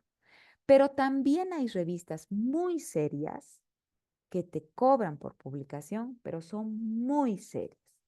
Yo he publicado en la revista SID que te cobra $50 por página, que es muy seria, que he tenido una grata experiencia con esa revista y que es también bastante leída, porque también hay que tomar en cuenta eso, ¿no? Analizar si la inversión que estás haciendo te devuelve visibilidad y citación. Porque si tú estás pagando por un artículo que nadie va a ver, que nadie va a leer, porque le van a cobrar para leer, no vas a tener citaciones, ¿no es cierto? Entonces no te va a convenir, vas a pagar o vas a pagar por publicar, pero la revista tiene bajo impacto, entonces no te va a convenir. Y aquí está el costo promedio. Algunas cobran por página $50. Y aquí, en esa revista que yo les digo, que yo he pagado así, les estoy hablando de antes de la pandemia, yo he pagado por 8 páginas, ¿no? La revista en ese entonces, lo mínimo que podías escribir era 8 páginas y lo máximo, obviamente, 15. Pero si te cobraba $50 por página, yo me he ido pues a lo más barato, ¿no? Esto era requisito para mi doctorado. He escrito 8 páginas, he pagado los $50, he pagado una cuenta que me han dicho vía el Banco Nacional y me han dado factura, me han dado una carta de certificada de aprobación de mi... ahora, el hecho de que pagues tampoco significa que te van a publicar sin decirte nada. Esta revista donde yo he pagado los $50, primero ha entrado a mi artículo a revisión por parecidos. Una vez que ellos han estado de acuerdo con los arreglos que yo he hecho y que ese proceso ha durado por lo menos 6 meses, recién me han indicado los costos de publicación y que yo tenía que indicarles en una semana si yo estaba de acuerdo en pagar o no. Una vez hecha la transacción, me han publicado y me han dado el recibo de mi pago, ¿no? También he pagado a otra revista, que es una revista, la revista Risti, que es española. Eso durante la pandemia en el 2020, pero no he pagado tanto, he pagado unos 300 euros, ¿no? En ese entonces. pero ahora sé que la tarifa está un poquito más alta. Pero también sé que hay artículos que ha financiado la DICID que no son de la facultad, pero que están por encima de los 2.000 euros. Y esos han sido sometidos, digamos, a una revisión muy exhaustiva por la DAF y por la DICID. Y creo que han desestimado el financiamiento de ese monto, ¿no? Porque es demasiado, ¿no? Pero también hay revistas donde se publica de forma gratuita, pero que a mi juicio son más exigentes, ¿no? Generalmente esas revistas que son de forma gratuita son de las universidades. ¿Cuáles son los tiempos? Esto yo me estoy refiriendo a las revistas serias. Son 72 horas. En 72 horas les van a indicar si pasa revisión o no. O sea, 3 días. Ustedes mandan y en 3 días les van a decir, generalmente, en 3 días les van a decir, no se acepta su artículo porque no coincide con la temática de la revista o porque ya hemos cerrado llamados, etcétera. Pero es en 72 horas que les dicen que no. Luego van a tardar de 2 a 4 meses en enviar la evaluación de pares ciegos de la primera ronda. Y les van a dar 60 días de plazos para arreglar lo observado. Mándelas en el menor tiempo posible.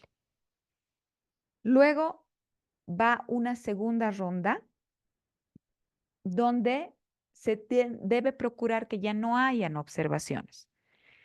Sin embargo, si hubieran, ¿no? Ya el editor se encarga de trabajar más,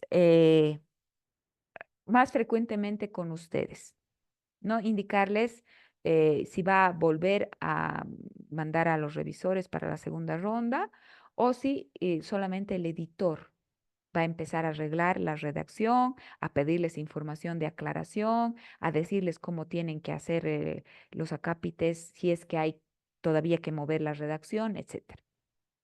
En algunas revistas, eh, cuando ya terminan esta ronda de edición, pasan a la publicación y luego les van a mandar su artículo publicado, etcétera. En otras, como en la revista Retos, que es muy bonita esa revista, es gratuita. Ahí les van a pedir que manden todavía para una infografía, ¿no? Y para que eso lo publiciten, porque a lo que les interesa a ellos es tener citaciones, ¿no?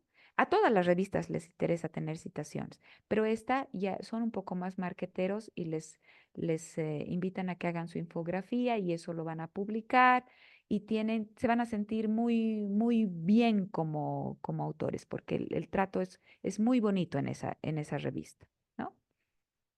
Bueno, y eso ha sido todo sobre mi presentación.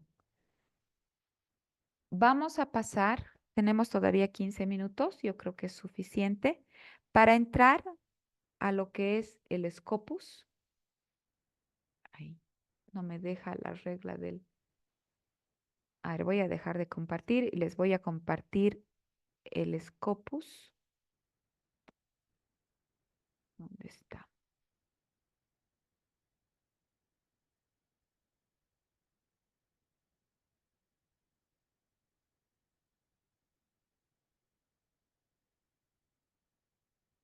Bien. O sea, ya para la parte final de esta conferencia, que espero que les haya sido útil, les voy a mostrar dónde pueden encontrar revistas.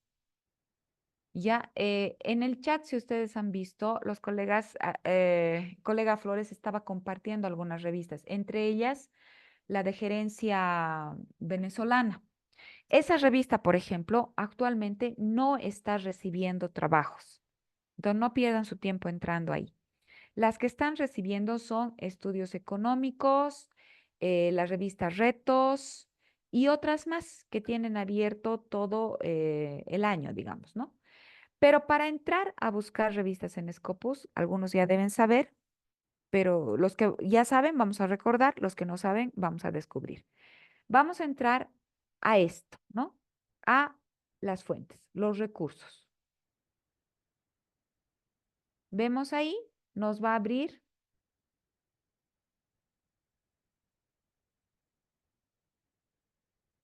esto de recursos. Y aquí vamos a tener las áreas temáticas donde vamos a desplegar y tenemos una serie de áreas, ¿no? Aquí tenemos el área de negocios, gestión y contabilidad. Y al interior de esta área tenemos contabilidad, gestión empresarial, negocios, administración, relaciones industriales, sistemas de formación gerencial, gestión de tecnología, innovación, marketing, estrategia y gestión, gestión del turismo, ocio y hostelería, etc. Más abajo, bueno, tenemos todas estas áreas, fíjense. Tenemos esta otra. Economía, econometría y finanzas, para los que somos economistas. Lo que más se escribe es modelos econométricos y finanzas, ¿no? Eso nos debe de llamar la atención para, o sea, políticas, por ejemplo, ligadas a un modelos econométricos, políticas ligadas a finanzas, ¿no? Es lo que se está escribiendo, son las revistas especializadas, ¿no? Pero para hacerlo más genérico, porque esto es muy especializado, si ustedes se dan cuenta, es muy especializado. Me voy a ir directamente a lo que es mm, la primera área temática que les he mostrado, que es esta. Dentro de esta área temática, que es negocios, gestión y contabilidad, nosotros, tanto los comerciales como los administradores, podemos aquí ver en gestión empresarial, negocios, aquí hay administración, esto más para relaciones industriales ligados a procesos, sistemas de información gerencial. Tenemos un abanico grande, grande. Por ejemplo, yo escojo marketing, que es más genérico para tanto comerciales como administradores. Y le digo aplicar. Y me van a salir 279 revistas. Ahora, ¿qué me tengo que fijar aquí? Me tengo que fijar la cita, el score, el percentil, las citaciones, ¿no? Y si yo quiero, puedo ir filtrando, si ustedes ven aquí en la parte izquierda, por cuartiles. El cuartil 4 es el más bajo y el cuartil 1 es el más alto. Si yo fuera un autor novato, yo elijo el cuartil 4, ¿no? Porque como que es más accesible eso por la calidad que tiene. Puedo elegir también cuartil 4 y cuartil 3 si soy todavía novato, ¿no? Y le digo aplicar y me van a salir 71 revistas sobre marketing de cuartil 3 y cuartil 4, ¿no? Y de aquí puedo ir viendo, explorando. ¿Qué voy a explorar? Lo primero que tendré que explorar es el idioma en el que van a publicar.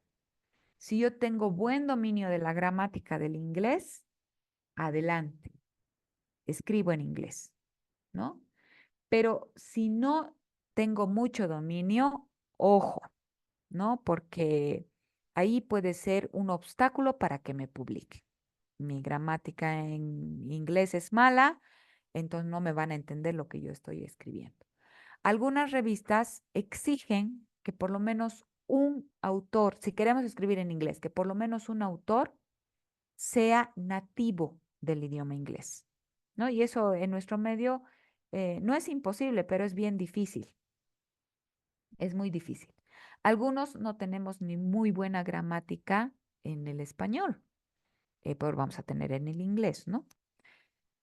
Luego, si yo soy un autor, digamos, ya experimentado, puedo arriesgarme a un cuartil 3 y a un cuartil 2 y le pongo aplicar. Y tengo 91 resultados. Ahora, fíjense que todos son de, revista, revista, revista, revista, revista. Pero aquí también hay tipo de fuente, revista, serie de libros, actas, conferencias, ¿no? Puedo también presionar revista y decirle que me aplique solo a revistas. Y voy a tener 89, no ha disminuido mucho, ¿no? Y voy buscando, ¿no? Voy entrando a las revistas, a cualquiera de las revistas para ver de qué se trata.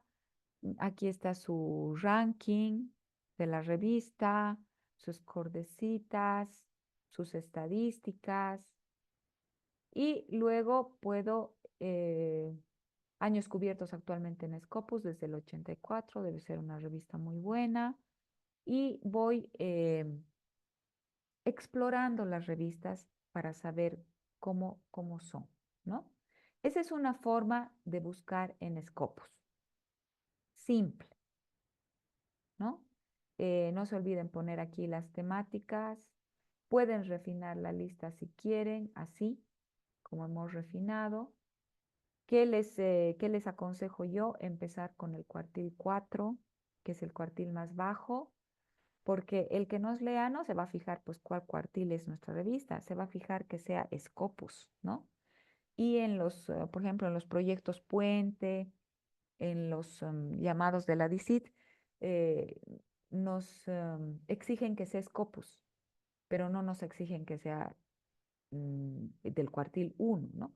Y luego ya van creciendo en los cuartiles. Otra base que es importante es la base Redalic, ¿no? Y entran con este link. Yo les voy a pasar luego ese link en el grupo del WhatsApp cuando termine la conferencia. Y fíjense aquí el aviso que ha puesto Redalic.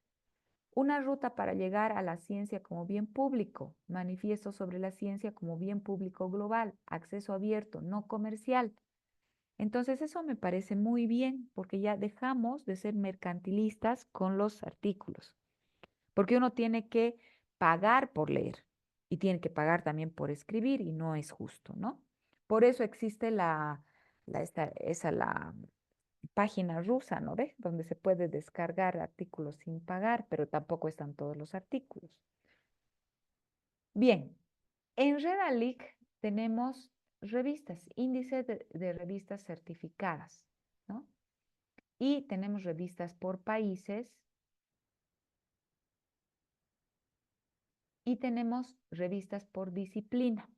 Aquí tenemos ciencias sociales, administración y contabilidad, economía y finanzas, estudios de turismo, que también puede ser de nuestra, demográficos, para los que somos economistas, la demografía es muy importante. Después tenemos estudios ambientales, etcétera. Yo voy a entrar aquí, administración y contabilidad, porque es mucho más genérico.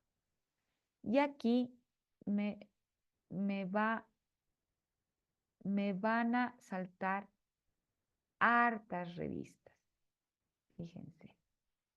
Ahora, no siempre vamos a escribir en Scopus, podemos escribir también en Cielo, ¿no?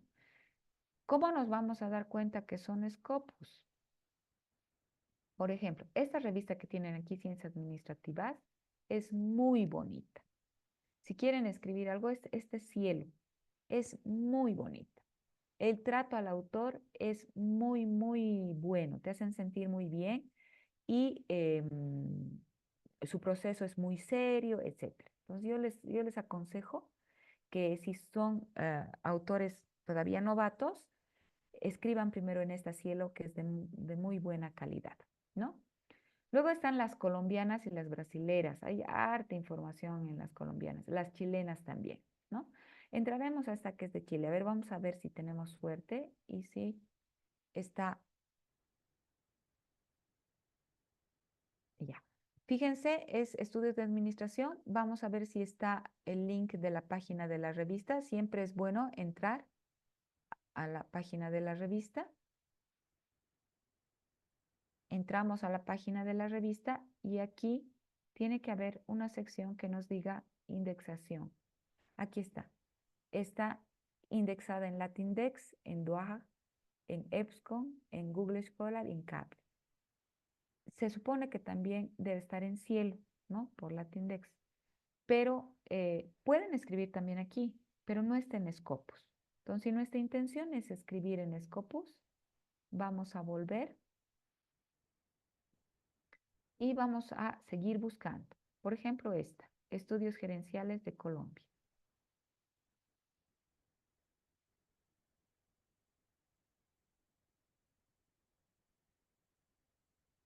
Me voy siempre a la página de la revista.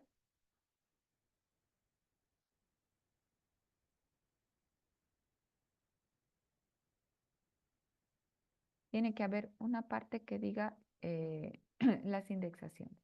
Indexaciones, fíjense aquí. Me entro ahí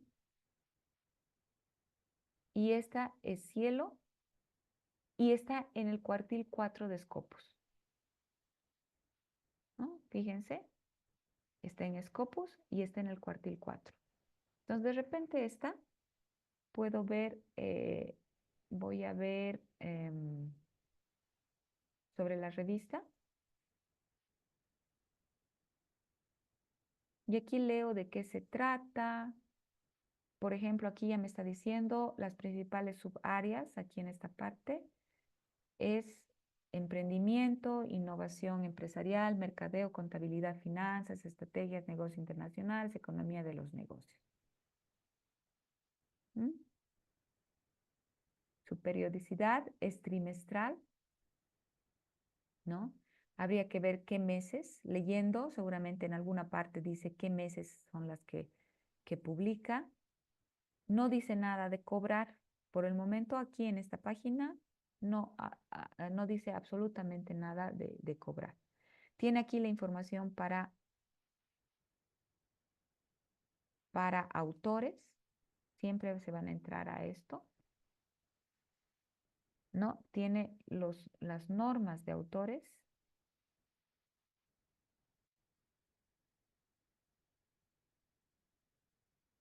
Tiene pares ciegos que te van a revisar.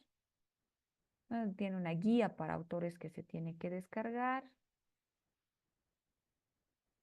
¿no? Y hay que, fíjense, aquí se tiene uno que fijar. Aquí nos piden la calificación GEL.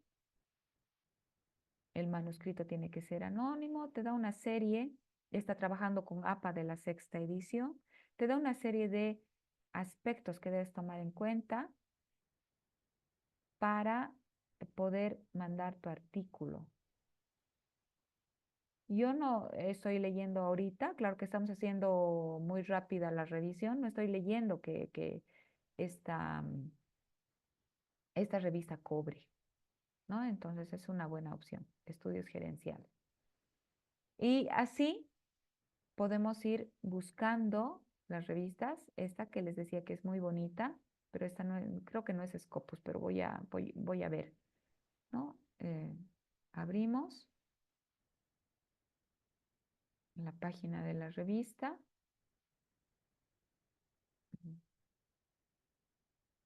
Es Cielo, es Redalig, es Latindex, es ROAD, Cross-Reference. No es Scopus. Aquí están todas las indexaciones, ¿no? Como ustedes pueden apreciar. Es Dialnet, es Cielo, pero es muy bonita. Yo les aconsejaría que empiecen por esta, ¿no? Yo tengo un artículo escrito acá. Bien, no sé si tienen algún comentario, alguna pregunta ya para ir cerrando nuestra conferencia. En todo caso, yo espero que les haya servido para seguir añadiendo su su vasto conocimiento en esto. A ver qué dice aquí. ¿Podría indicarnos las principales diferencias entre artículos denominados originales de investigación? Ah, de revisión. Ya. Sí, tienes razón, Marco. En las revistas hacen la diferenciación entre lo que es un artículo original, que es una investigación concluyente, ¿no? ¿Qué es una investigación concluyente? Es una investigación que tiene tanto la revisión bibliográfica, el modelo y la aplicación del modelo para explicar algo. Y los artículos de revisión constituyen estados del arte o lo que llamamos un estudio bibliométrico o lo que está ahora de moda, que es la aplicación de un TEMAC, ¿no? De una metodología para hacer una revisión bibliográfica. Esa es la diferencia. El uno, dependiendo de, digamos, del área, sería o cuantitativo o cualitativo. Y el segundo, que es de revisión, es netamente cualitativo. ¿Alguna otra consulta? No estoy pudiendo ver mucho. De nada, Marco. Bueno, les decía, espero haber añadido a los conocimientos que ustedes ya tenían nuevos conocimientos. Y especialmente con mis colegas a su disposición si quieren hacer también coautoría en alguna idea de investigación que tengan, ¿no? Siempre es bueno trabajar en equipo, colaborarnos mutuamente con los artículos que de repente salgan como ideas de ustedes, ¿no? No se olviden explorar las revistas, ahí también hay llamados y uno puede incorporar sus investigaciones ahí. Bueno, entonces eso sería todo. Muchísimas gracias por su atención.